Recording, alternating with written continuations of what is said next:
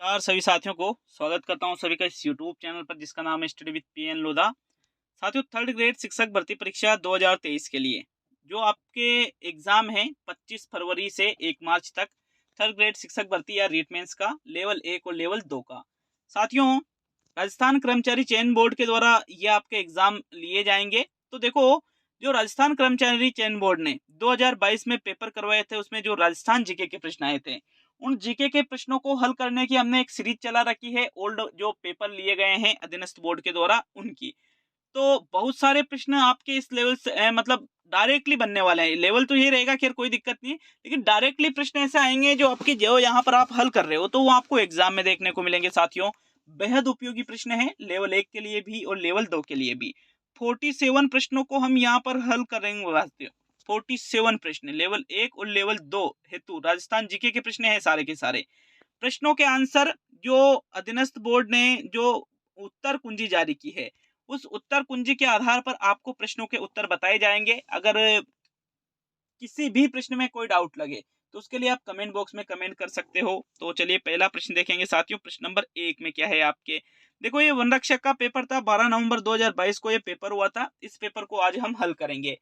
तो पहला प्रश्न है आपके आपके RSMSSB के द्वारा ही ये पेपर लिया गया था और आपका रीट का पेपर भी ये लेंगे मेंस, तो समझ लो बात को, ठीक है। पहला प्रश्न है, इनमें से कौन राजस्थान के प्रथम विपक्षी नेता थे। राजस्थान के प्रथम विपक्ष नेता का सवाल पूछा गया था साथियों। जसवंत सिंह, लक्ष्मण सिंह, परसराम मदरेना और राम नारायण चौधरी। तो राजस्थान के प्रथम विपक्ष नेता इनमें से कौन थे साथियों? जसवंत सिंह। विकल्प नंबर आपका जो यहाँ पर पहला विकल्प है, ये आपके पहले प्रश्न का सही आंसर होगा।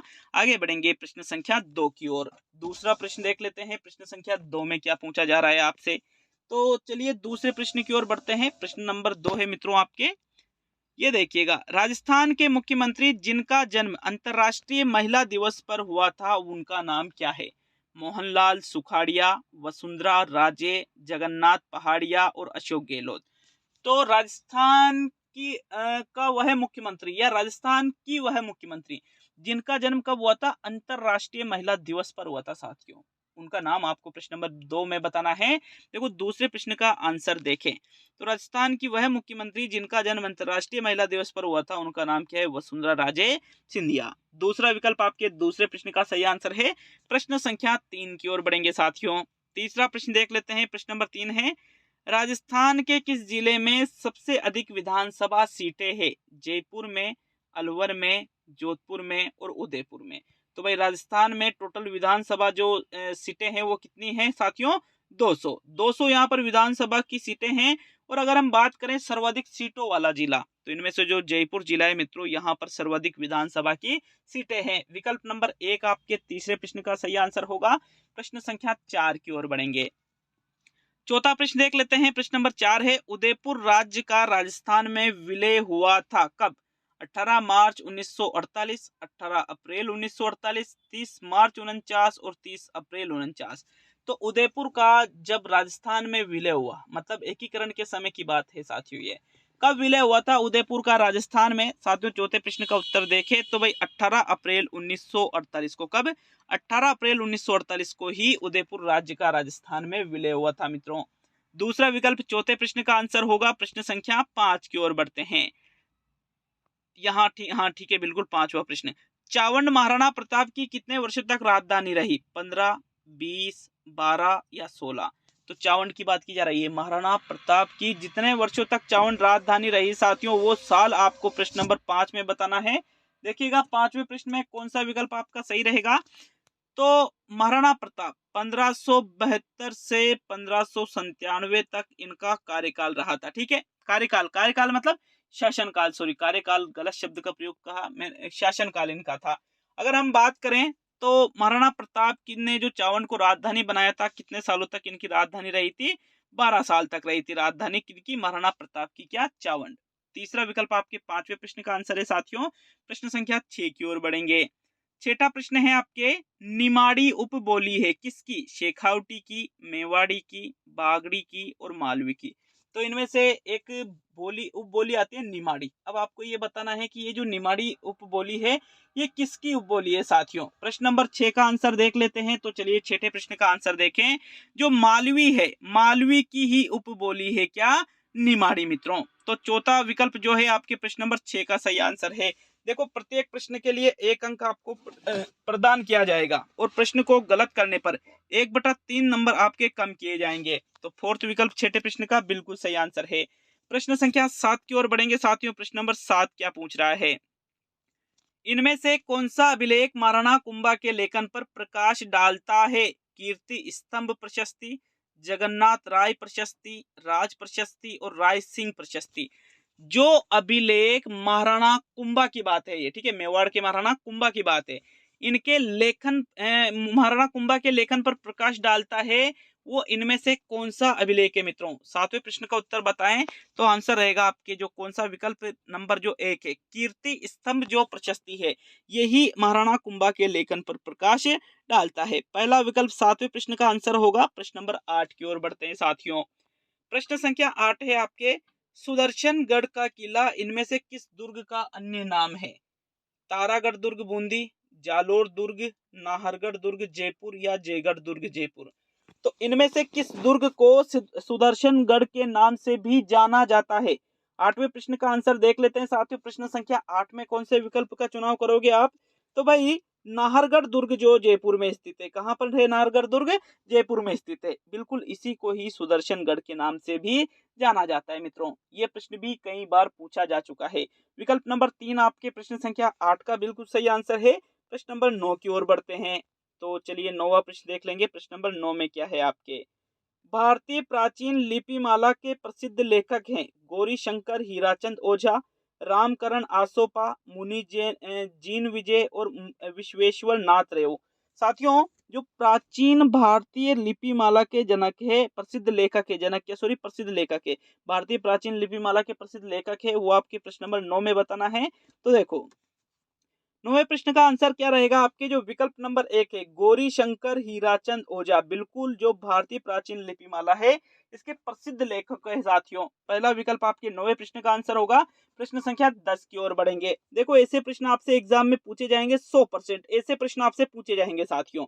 जिस प्रकार से ये प्रश्न आप हल कर रहे हो ना, तो 25 से लेकर के और 1 मार्च तक ऐसे प्रश्न आपको देखने को मिलेंगे।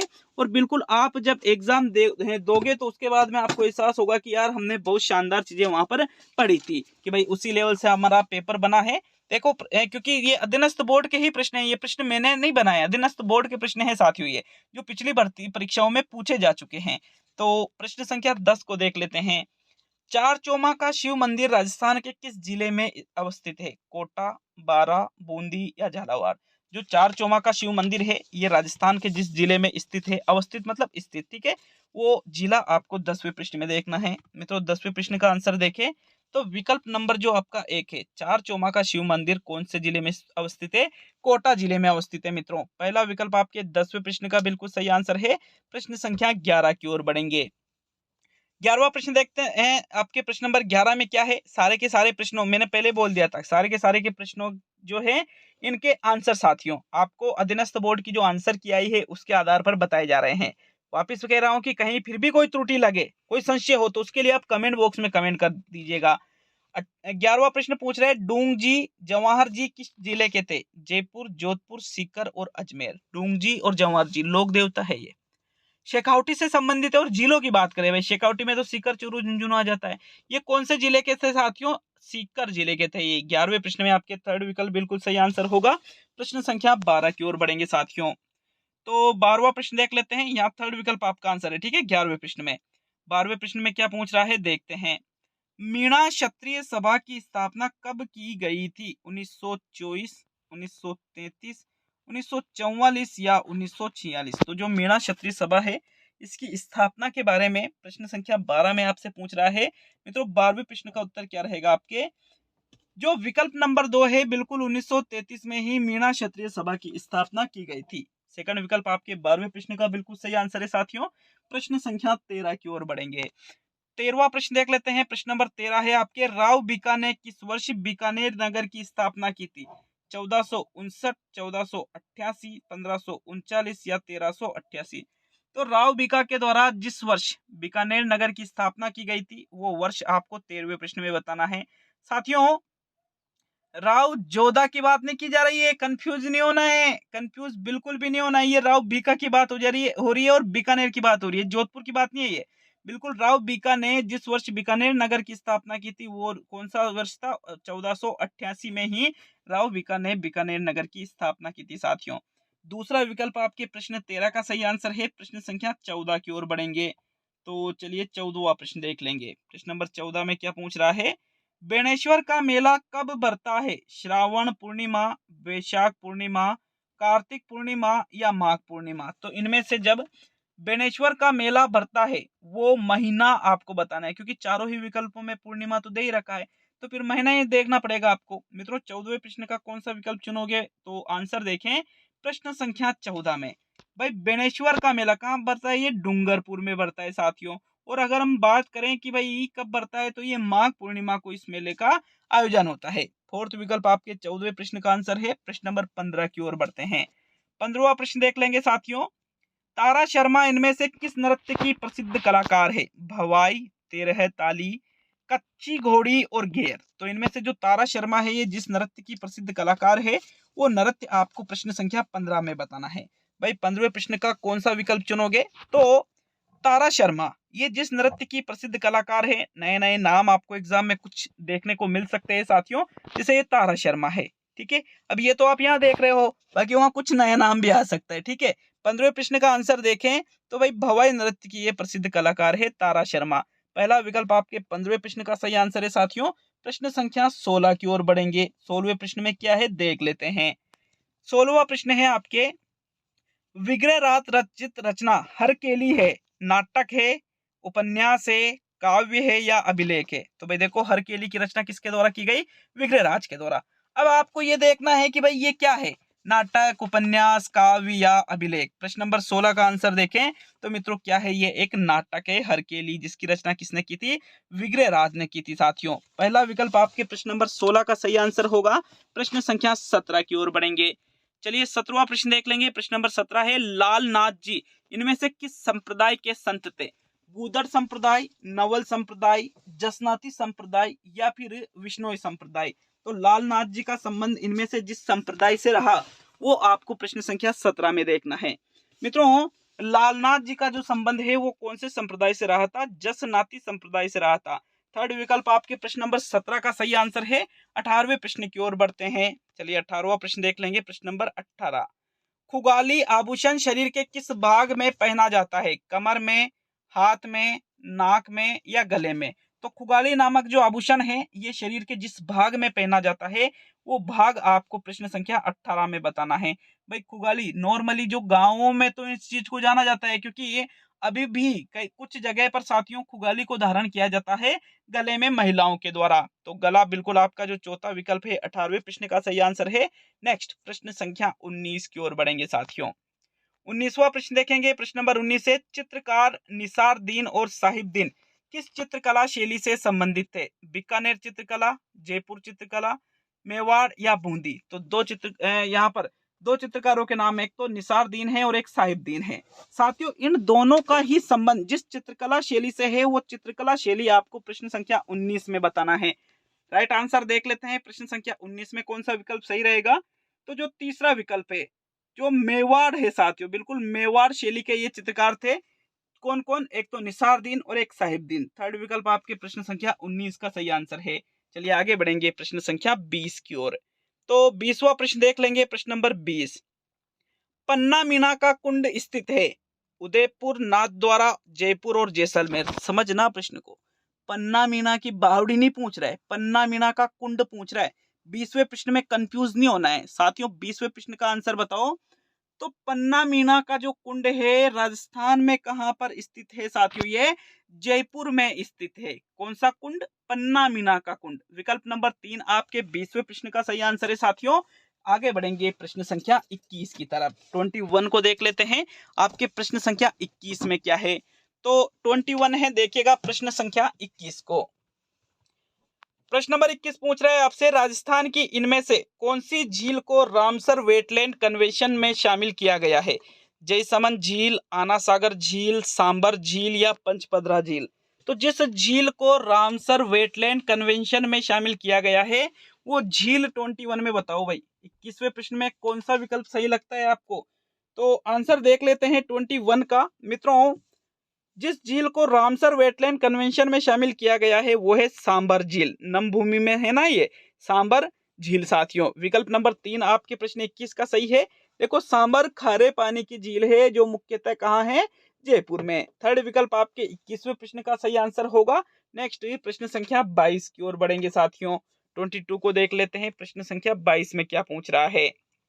इनमें से कौन सा सुमेलित नहीं है? जोधपुरा, साबी, ओजियाना, खारी, कालीबंगा, घग्गर, बालातल, कांतली? तो एक तरफ तो सभ्यताओं के नाम हैं और दूसरी तरफ नदियों के नाम हैं कि भाई ये सभ्यताएं जो हैं ये इस नदी के किनारे स्थित थी साथियों। तो 22वें प्रश्न में जो सुमेलित नहीं है मतलब जो गलत है उसका चुनाव आपको प्रश्न संख्या 22 में करना है।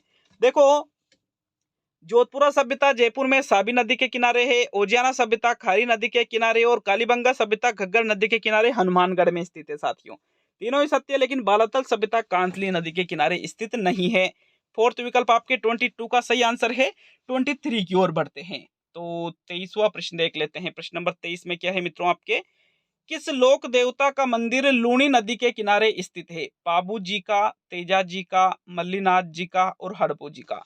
तो जिस लोक देवता का मंदिर लूणी नदी के किनारे है साथियों, उन लोक देवता का नाम आपको प्रश्न नंबर 23 में देखना है। मित्रों, 23वें प्रश्न का आंसर देखें तो कौन सा विकल्प आपका सही रहेगा भाई? 23 में पहला, दूसरा, तीसरा या चौथा? जो तीसरा विकल्प है बिल्कुल मल्लीनाथ जी है जो साथियों, इनका ही मंदिर लूणी नदी के किनारे स्थित है। थर्ड विकल्प सही है 23वें प्रश्न का। प्रश्न संख्या 24 की ओर बढ़ते हैं। एक बात आप सभी को मैं बता दूं कि भाई जैसे हमने यहाँ पर ये अधीनस्थ बोर्ड के 47 प्रश्न आज हल किए, ठीक है, हाल मतलब हल किए नहीं, कर रहे हैं, लेकिन हो जाएंगे बिल्कुल। तो साथियों, इन 47 प्रश्नों में से अगर आपके 40 प्रश्न सही होते हैं मतलब कोई दिक्कत वाली बात नहीं है, कोई दिक्कत वाली बात नहीं है साथियों। और अगर आप 47 प्रश्नों में से 35 प्लस प्रश्न आपको सही, आप अगर सही कर रहे हो तो भी ठीक है। एग्जाम फिर किस प्रकार से आप अटेंड करते हो वो भी एक बहुत बड़ा भाग हो जाता है आपके लिए। लेकिन है 45 में से 30 क्वेश्चन तो नॉर्मल होना ही चाहिए सभी के, 30 से कम नहीं होना चाहिए यार किसी के, नहीं तो फिर मजा नहीं आता है फिर ऐसे। प्रश्न नंबर 24 को देखें। रागमाला किस चित्र शैली का चित्र है? देवगढ़ शैली, नाथद्वारा शैली, चावंड शैली और उदयपुर शैली? इनमें से रागमाला का संबंध पूछा है कि भाई रागमाला का जो संबंध है ये किस चित्र शैली से है? 24 का उत्तर देख लेते हैं साथियों। 24वें प्रश्न में जो थर्ड विकल्प है बिल्कुल रागमाला चावंड शैली का एक चित्र है मित्रों। तीसरा विकल्प आपके प्रश्न नंबर 24 का सही उत्तर है। प्रश्न संख्या 25 की ओर बढ़ेंगे साथियों। 25 क्या है आपके देखते हैं। आगी बाण के संपादक थे जय नारायण व्यास, हरिभाव उपाध्याय, राम नारायण चौधरी या ऋषिदत्त मेहता? इनमें से आगी बाण के संपादक कौन थे साथियों? 25 का उत्तर बताओ भाई प्रश्न संख्या 25 में जो विकल्प आपको सही लगता है। तो आगे बाण के संपादक 25वें प्रश्न में पूछ रहा है। और मित्रों, आगे बाण के जो संपादक थे वो कौन थे? जय नारायण व्यास। विकल्प एक आपके प्रश्न संख्या 25 का सही आंसर है। आगे बाण के संस्थापक जय नारायण व्यास ही थे साथियों। नेक्स्ट ये प्रश्न नंबर 26 को देखेंगे तो चलिए 26वें प्रश्न की ओर बढ़ेंगे। प्रश्न संख्या 26 है, भीलों के वस्त्रों का संदर्भ में फेटा है। क्या है फेटा? पुरुषों का एक प्रकार का आभूषण है, एक प्रकार का सिर का वस्त्र है, एक प्रकार का बालकों का वस्त्र है या ओढ़ने वाला मोटा लमादा है? तो भाई आपने नाम सुना होगा फेटा, नाम सुना है आपने साथियों? भीलों में नहीं, अन्य जो मतलब जनजातियां उनमें भी ये प्रचलित है। और ये साथियों क्या है? एक प्रकार का सिर का वस्त्र है जिसको पगड़ी टाइप, ठीक है, पगड़ी होती है ना वो। विकल्प नंबर 2 आपके प्रश्न संख्या 26 का सही आंसर है। प्रश्न संख्या 27 की ओर बढ़ेंगे साथियों। 27 को देखते हैं। प्रश्न नंबर 27 से निम्न कथनों पर विचार कर सही उत्तर दीजिए। कथनों पर विचार करना पड़ेगा। पहला कथन, लूणी बेसिन गोडवाड़ प्रदेश के नाम से भी जाना जाता है। गिरवा उदयपुर बेसिन की विशिष्ट आकृति है जो मेवाड़ प्रदेश में है। घग्गर का मैदान चूरू जिले में है। ये 3 कथन है। अब विकल्प देखिएगा। पहला कह रहा है 1 2 3 सही है, दूसरा कह रहा है 1 और 2 सही है, तीसरा कह रहा है 2 और 3 सही है, और चौथा कह रहा है 1 और 3 सही है। तो भाई ये जो कथन है इसमें हम तीसरे कथन जो देखे, घग्गर का मैदान चूरू में तो नहीं है यार घग्गर का मैदान, तो फिर ये तो गलत है। तो भाई 3 तो गलत है, तो 3 यहाँ भी आ रहा है, 3 यहाँ भी आ रहा है, 3 यहाँ भी आ रहा है, मतलब कौन सा विकल्प सही रहेगा आपका? विकल्प 2 सही रहेगा। 1 और 2 जो कथन है ये सत्य कथन है साथियों। 27 में आपके दूसरा विकल्प आपका आंसर होगा। नेक्स्ट प्रश्न संख्या 28 की ओर बढ़ेंगे साथियों। 28 को देख लेते हैं। सासी जनजाति के लोग राजस्थान के किस जिले में मुख्य रूप से पाए जाते हैं? करौली जिले में, धौलपुर जिले में, अलवर जिले में या भरतपुर जिले में? तो सासी जनजाति की बात की जा रही है साथियों। सासी जनजाति जो है राजस्थान के किस जिले में मुख्यतः पाई जाती है, निवास कहाँ करते हैं ये? 28 का आंसर देखिए तो भाई सासी जनजाति आपके अलवर भरतपुर में पाई जाती है मुख्य रूप से। देखो अलवर भी है, भरतपुर भी है, फिर ऐसी स्थिति में हम क्या करेंगे? तो ऐसी स्थिति में भरतपुर आपका बेस्ट आंसर है साथियों। बिल्कुल भरतपुर को करना है अगर अलवर भी ऑप्शन में दे रखा है, और अलवर भरतपुर नहीं दे रखा है तो फिर अलवर को करना है, ठीक है। हालांकि भरतपुर इसका आंसर है एग्जैक्टली। तो फोर्थ विकल्प आपके 28 का सही आंसर है। नेक्स्ट आगे बढ़ेंगे साथियों प्रश्न नंबर 29 की तरफ। 29वां प्रश्न देख लेंगे। प्रश्न संख्या 29 है, कौन सा युग्म सही सुमेलित नहीं है? AW सीकर व चूरू, BSHW बाड़मेर व जालोर, BWHW जैसलमेर पश्चिमी बीकानेर, और CWG अरावली के दक्षिण पूर्वी क्षेत्र। तो इनमें से जो युग्म सही सुमेलित नहीं है वो युग्म आपको प्रश्न संख्या 29 में देखना है। देखो भाई 29 का आंसर क्या रहेगा? तो CWG जो है अरावली का जो दक्षिण पूर्वी क्षेत्र है, इसी में CWG जो जलवायु है वो आती है, कोपेन का वर्गीकरण, ठीक है। प्रश्न संख्या 29। जैसलमेर पश्चिमी बीकानेर में BWHW जलवायु है, और बाड़मेर और जालोर की तरफ BSHW जलवायु पाई जाती है, लेकिन AW सीकर व चूरू में नहीं, गलत दे रखा है। पहला विकल्प आपके 29 का आंसर है मित्रों। प्रश्न संख्या 30 की ओर बढ़ेंगे। तो चलिए 30वां प्रश्न देख लेंगे। आनंदपुर बुकिया और तिमारन माता प्रसिद्ध है यूरेनियम निक्षेपों हेतु, सीसा व जस्ता के निक्षेपों हेतु, स्वर्ण निक्षेपों हेतु, और एस्बेस्टस के निक्षेपों हेतु। तो साथियों आनंदपुर बुकिया और तिमारन माता यहाँ पर जो है साथियों सोने के, ठीक है, गोल्ड के भंडार मिले हैं, ठीक है। अभी खुदाई का काम नहीं चल रहा है लेकिन भंडार मिले हैं यहाँ पर, पता चला है कि ठीक है यहाँ अंदर सोना है। तो स्वर्ण निक्षेपों हेतु यहाँ पर आपका जो तीसरा विकल्प है ये आपके 30वें प्रश्न का आंसर है। प्रश्न संख्या 31 की ओर बढ़ेंगे साथियों। 31 में क्या है देख लेते हैं। कोटा बूंदी झालावाड़ में कौन सी मृदा पाई जाती है? लाल एवं पीली मरुस्थली मृदा, लाल एवं काली मिश्रित मृदा, और मध्यम काली मृदा। कोटा बूंदी झालावाड़ हाड़ौती क्षेत्र आ रहा है पूरा का पूरा साथियों। 31वें प्रश्न का आंसर देखे तो यहाँ पर हाड़ौती क्षेत्र में मध्यम काली मृदा या मध्यम काली मिट्टी पाई जाती है। फोर्थ विकल्प आपके प्रश्न संख्या 31 का बिल्कुल सही आंसर है। प्रश्न संख्या 32 की ओर बढ़ेंगे साथियों। 32 को देख लेते हैं। तो प्रश्न नंबर 32 में क्या है आपके। आजम और जाजम प्रिंट राजस्थान के किस जिले का प्रसिद्ध हस्तशिल्प है? उदयपुर, चित्तौड़गढ़, अलवर या जयपुर? भाई आजम और जाजम की बात की जा रही है। आजम और जाजम जो है ये प्रिंट साथियों राजस्थान के जिस जिले का प्रसिद्ध हस्तशिल्प है वो कौन सा जिला है? चित्तौड़गढ़ जिला है साथियों। चित्तौड़गढ़ का आजम और जाजम प्रिंट बहुत ज्यादा प्रसिद्ध है। विकल्प नंबर 2 आपके प्रश्न संख्या 32 का सही उत्तर है। नेक्स्ट प्रश्न संख्या 33 की ओर बढ़ेंगे साथियों। तो 33 को देखेंगे। प्रश्न नंबर 33, 2011 की जनगणना के अनुसार राजस्थान के निम्न में से किस जिले में 0 से 6 वर्ष के आयु वर्ग में निम्नतम लिंगानुपात है? झुंझुनू, बांसवाड़ा, डूंगरपुर या प्रतापगढ़? तो भाई जो 2011 की जनगणना हुई थी इसके अनुसार 0 से 6 वर्ष की बात की जा रही है बाल लिंगानुपात की। तो न्यूनतम लिंगानुपात कौन से जिले का है साथियों? आपके 33वें प्रश्न का आंसर देखें तो 33 में जो विकल्प नंबर 1 है बिल्कुल झुंझुनू जिले का जो अनुपात है ये न्यूनतम लिंगानुपात है। विकल्प नंबर आपका जो 1 है प्रश्न नंबर 33 का आंसर है। 34 की तरफ बढ़ेंगे साथियों। 34वां प्रश्न देख लेते हैं। राजस्थान के किस जिले की ब्लैक पोट्री फूलदानों, प्लेटों और मटकों के लिए प्रसिद्ध है? फूलदान, मटके और प्लेटों के लिए। जैसलमेर की, अलवर की, कोटा की या बीकानेर की? 34 का आंसर बताओ भाई। 34 में कौन सा विकल्प सही रहेगा? तो ब्लैक पोट्री का संबंध कौन सा जिले से है साथियों? कोटा से है। बिल्कुल तीसरा ही विकल्प आपके प्रश्न संख्या 34 का सही आंसर रहेगा साथियों। प्रश्न नंबर 35 को देख लेते हैं। 35वें प्रश्न में आपसे क्या पूछा जा रहा है। प्रश्न संख्या 35 है, एक सेकंड रुकना, प्रश्न को पढ़ने में थोड़ा टाइम लगेगा। राजस्थान सरकार ने हाल ही में तेंदुए के संरक्षण के लिए पायलट प्रोजेक्ट शुरू किए हैं। इनमें से कौन तेंदुआ पायलट प्रोजेक्टों में शामिल नहीं है? तो भाई देखो, तेंदुआ जो है इसके संरक्षण के लिए पायलट प्रोजेक्ट राजस्थान सरकार के द्वारा शुरू किए गए हैं।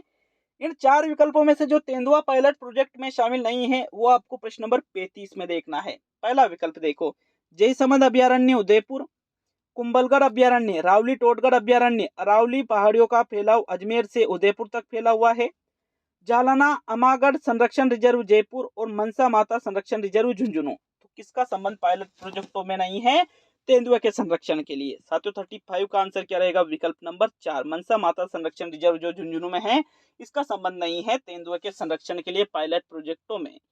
फोर्थ विकल्प 35 का आंसर है। प्रश्न नंबर 36 की ओर बढ़ेंगे साथियों। 36वां प्रश्न देखेंगे, पटेलिया लालर मूमल बिछियो क्या है? राजस्थानी आभूषण है ये, लोकगीत है राजस्थानी लोक वाद्य है या राजस्थानी लोक नाट्य है?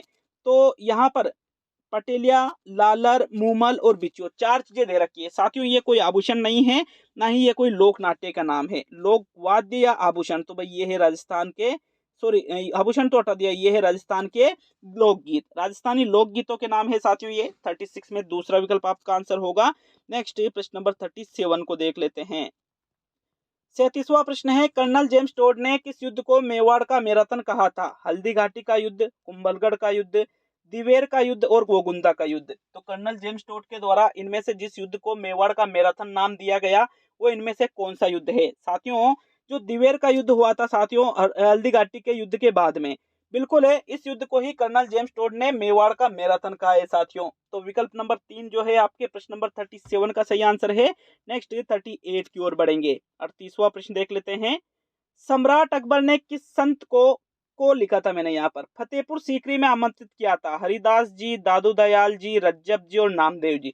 जिस संत को अकबर के द्वारा, सम्राट अकबर के द्वारा साथियों फतेहपुर सीकरी में आमंत्रित किया गया था, वो संत इनमें से कौन थे? दादू दयाल जी थे। विकल्प नंबर 2 आपके प्रश्न नंबर 38 का बिल्कुल सही उत्तर है। आगे बढ़ेंगे प्रश्न संख्या 39 की तरफ। तो 39 को देख लेते हैं। प्रश्न नंबर 39, आमेर के जयसिंह प्रथम को मिर्जा राजा की उपाधि किसने दी थी? जहांगीर ने, अकबर ने, शाहजहां ने या औरंगजेब ने? आमेर के शासक, जयपुर की बात है साथियों, जयसिंह प्रथम जो थे इनको मिर्जा राजा की उपाधि देने वाला जो मुगल बादशाह था उसका नाम आपको 39वें प्रश्न में देखना है। 39 का आंसर देखें तो कौन सा विकल्प आपके प्रश्न संख्या 39 में सही रहेगा? भाई जो तीसरा विकल्प है, शाहजहां के द्वारा ही आमेर के जयसिंह प्रथम को मिर्जा राजा की उपाधि दी गई थी मित्रों। तीसरा विकल्प आपके 39वें प्रश्न का सही आंसर है। नेक्स्ट आगे बढ़ते हैं प्रश्न संख्या 40 की तरफ। 40वां प्रश्न है, लसाड़िया का पठार अवस्थित है कहाँ पर? उदयपुर में, राजसमंद में, झालावाड़ में या बांसवाड़ा में? तो इनमें जहां पर लसाड़िया का पठार स्थित है वो जगह आपको प्रश्न संख्या 40 में देखनी है। भाई प्रश्न संख्या 40 में कौन सा विकल्प आपका सही रहेगा? तो जो विकल्प नंबर 1 है, बिल्कुल उदयपुर में ही लसाड़िया का पठार स्थित है मित्रों। प्रथम विकल्प है प्रश्न संख्या 40 का आंसर है। प्रश्न संख्या 41 को देखते हैं। तो चलिए 41 में क्या पूछ रहा है आपसे, जयपुर मेट्रो रेल की व्यावसायिक सेवाओं की शुरुआत किस वर्ष में हुई? 2011, 2013, 2015 या 2010 में? तो देखो जयपुर मेट्रो की बात है। जयपुर मेट्रो जो रेल है इसकी व्यावसायिक सेवाओं की जो शुरुआत है ये किस वर्ष में हुई थी साथियों? प्रश्न नंबर 41 का आंसर कौन सा विकल्प रहेगा? विकल्प नंबर जो 3 है, सन 2015 में जयपुर मेट्रो रेल की व्यावसायिक सेवाओं की शुरुआत हुई थी। तीसरा विकल्प आपके प्रश्न नंबर 41 का सही आंसर है।